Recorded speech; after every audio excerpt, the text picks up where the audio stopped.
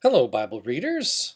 It's Pastor Stanton. I am getting after Genesis 11, 1 to 9, a text that I remember studying in seminary and being really confused about it because I think my seminary professor was kind of confused about it. So I learned quite a bit today as I've read through this. Tomorrow, we're going to look at the whole Abraham narrative, the embraced call of God. That goes from chapter 11, verse 30 to chapter 25, verse 18. So I'll spend the rest of the week here kind of doing the big picture stuff, and then next week we'll deep dive into the particular chapters. But today, like I say, I need to clean up the very end of the prehistory that is the Tower of Babel.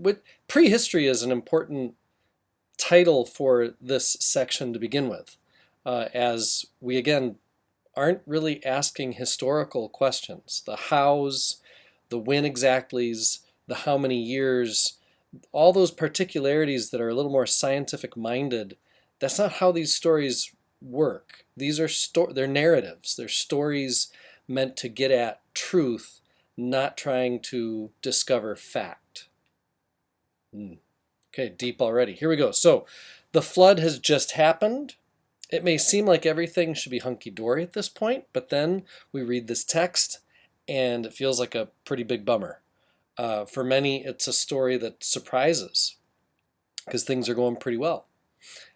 There's two concepts here that Brueggemann believes to be crucial for understanding the Tower of Babel story, and that is unity and scattering. So to get at the scattering word that's used in verse 4, when they say, otherwise we will be scattered abroad, they say to each other as they're like, hey, let's all build this tower.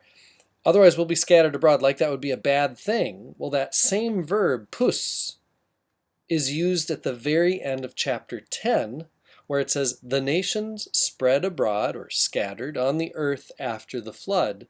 And that spreading or scattering was definitely done in obedience to God's will. Like when it's said at the end of chapter 10 that that's what was happening, that was a good thing. Like that's as things were supposed to be. So scattering is not, even though it's a punishment here in the Tower of Babel, it's not necessarily a bad thing. In fact, as Brueggemann says, the fear of scattering expressed in chapter 11, verse 4, is resistance to God's purpose for creation.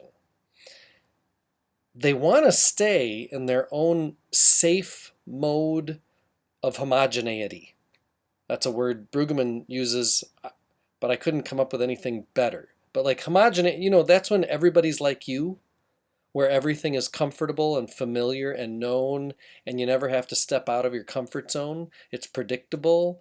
And here's the big thing that's no good about homogeneity in this context. It's self-serving.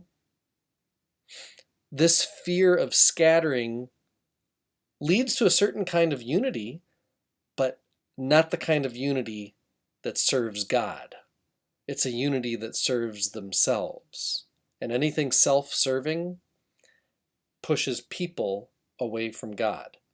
So we've talked about unity being one of the primary purposes of God, but the unity God seeks among us is that we would all be in covenant with God alone, responding faithfully to God through all times and all things, and relying on God for all life-giving power. That unity, that kind of unity, covenant unity, being unified with all of creation in this covenant relationship with God, needs people to scatter so that creation can be populated all over with humans attentive to all parts of creation, working to enhance God's image through all parts of creation.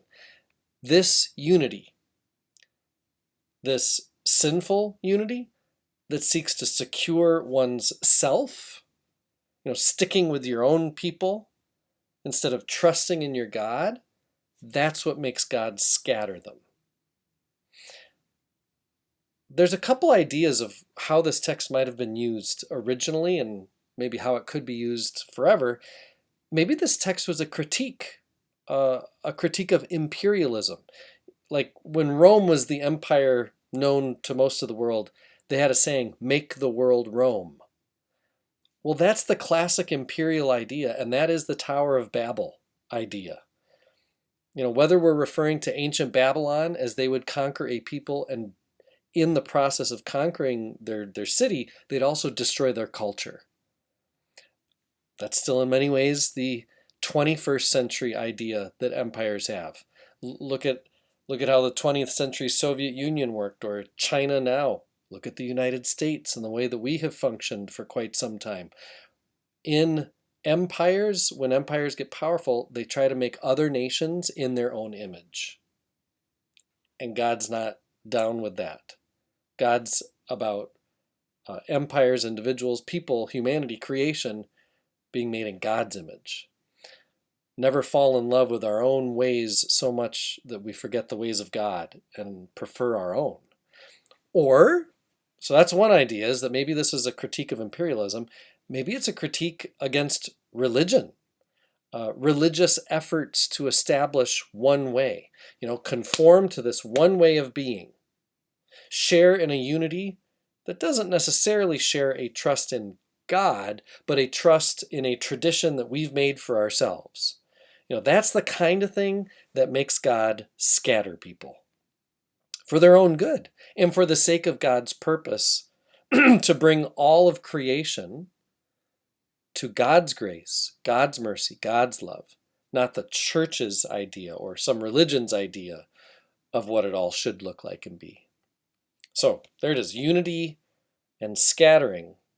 There's different kinds of unity, some that are faithful, some that aren't. There's some scattering that feels like punishment, but also some that's very obedient. Tomorrow, we're going to jump into this Abraham narrative. I am one with my God. My God is with us, all of us, at all times and in all places.